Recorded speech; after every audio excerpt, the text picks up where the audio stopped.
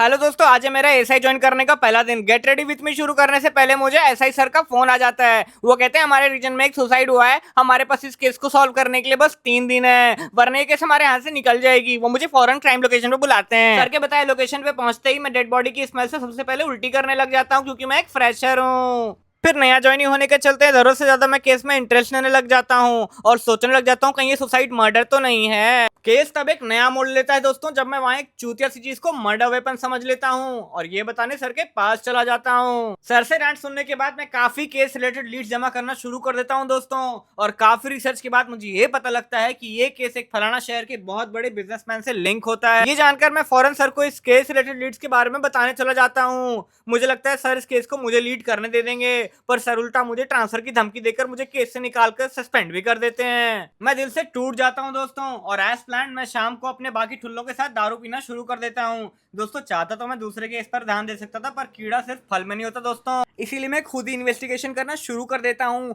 और स्पॉट पे पहुंचते ही मुझे ऐसा समझ में आता है कि स्पॉट पे कोई नहीं है, तो मैं वहां पे सुराग ढूंढना शुरू कर देता हूँ। सुराग ढूंढते ढूंढते मुझे ये समझ आता है कि मेरे खुद के सर ही इस केस में एक अक्यूज्ड हैं। ये जानकर मैं बहुत खुश हो जाता हूँ कि अब मेरे सर की बुड्ढे लग जाने वाली है। तब तक मुझे बुलेट की आवाज सुनाई देती है। मैं डर के गलती से मैं खिड़की के बजाय अपने मेन डोर खोल देता हूँ। मेन डोर खोलते ही कुछ लोग मुझे स्नाइप कर देते हैं और मेरी वेब सीरीज की एपिसोड यहीं एग्जिट हो जाती है दोस्तों।